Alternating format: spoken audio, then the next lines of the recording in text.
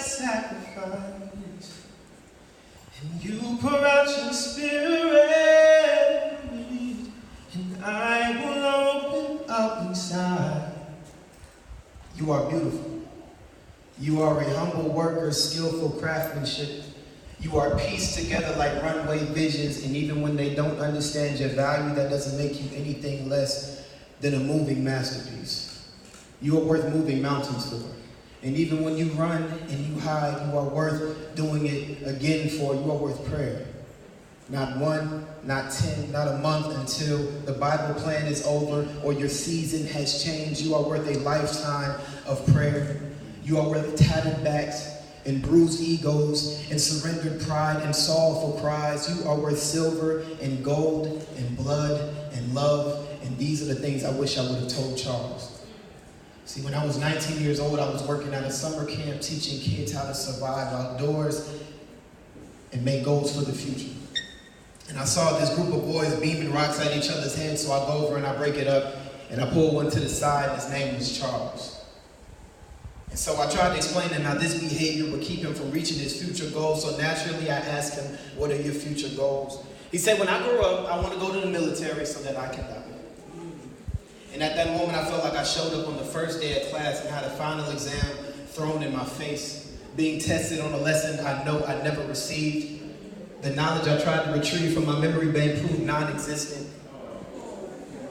And so, all I could do was just look at him. And his shoulders, they sat low, like the weight of the world split in two and rested on each one. His eyes, they whispered pain like a secret he couldn't hold anymore. He was 10. When I was 10, I thought about what shoes would make me run the fastest, and Charles thought about what could get him away from this life the fastest. And as stumped as I was, all I could do was say, don't say that. But who am I to tell him what he couldn't say? As if I had walked a mile in his worn shoes that came from a life prior, as if I had soaked in his rain that may have seemed never ending. And at that moment, I realized that hopelessness had no age limit. And to think, I just wanted him to stop throwing rocks. So 3 years later, I go to my line brother's hometown, and I see that same group of boys, and I'm just happy to talk with them about those lessons that I taught them on how to survive. But I didn't see Charles, and I didn't ask why. And if I saw him again, I would say that I'm sorry. I'm sorry that I didn't have anything to give. I'm sorry that I didn't ask about you. I know sometimes it feels good to be thought of. And I'm sorry that at the age of 19, I thought I knew all there was to know about life. See, I myself at the time felt trapped like ex-cons at minimum wage jobs. And every time I try to get a step ahead, I'm always reminded of my past. I felt like everyone had their calling around me and I just didn't get the call. I myself at the time, I didn't properly invest in my heart. See, I only put the effort in laying my love to rest, and even that was poorly funded, like fish fries to pay for caskets.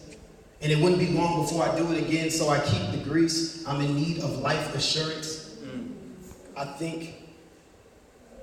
know that a heart costs $442,000. And from it flows the spring of life, so why not place it in hands where it is forever protected? People, you still need to get life insurance. And I think my memory is just as worse. See, my mind has cinematic effects, always replaying the same moments, like the dollar movie at its inception. I feel like I'm reliving the same thing over and over. And every time I try to make a step forward, I get a recollection of my last 2 steps backwards, leaving me paralyzed in real life. There was a point in time where I thought when I would grow to make a difference, but I blinked and 4 years passed and everyone else around me changed and I ain't look no different, and I shouldn't have. See, my heart had turned to rocky road and it was cold and it had a layer of cement over it. So when I talk about my heart needing fixing, I'm not talking about a surgical procedure. It's far more complex. How can I pour into anyone else's heart when water can't reach mine? A shell of a man I was, a carcass in the land of the living dead, so I had to plant some seeds in the tomb and hope that something would bloom. And when they come, I can bring flowers to the cemetery, and I can shed tears for the fallen, and maybe bring back a Lazarus, and I don't have to worry about where I come from or being weighed down by it, because Jesus did do miracles in Nazareth. I found a life of love and the love of my life, the key word life. If I saw Charles again, I would tell him, That until we begin living in yesterday, then currently you are the greatest version of yourself. See, once you believe beyond what you can see, then you can think and feel beyond what you are in. You can be better, and you can break away from your sin. You see, Peter, he built the church, and Judah took his life. And the moment I read that part of the book, I made a choice to change that night. See, sin had me sitting in prison and not realizing that the cell was open the entire time. I am free, and you are free. You are free to be better than you have ever been. You are free to break away from your sin. You are free to love deeper than you could have ever imagined. You are free to be used by God, and you are free to be a vessel. Charles, you are beautiful. You are a humble worker, skillful craftsmanship. You are pieced together like runway visions, and even when they don't understand your value, that doesn't make you anything less than a moving masterpiece. You are worth moving the mountains for. And even when you run and you hide, you are worth doing it again for. You are worth prayers, not 1, not 10, not a month until the Bible plan is over, not until your season has changed, but you are worth a lifetime of prayer. You are worth tattered backs and bruised egos and surrendered pride and sorrowful cries. You are worth silver and gold and time and effort and energy and blood and love. Love of God.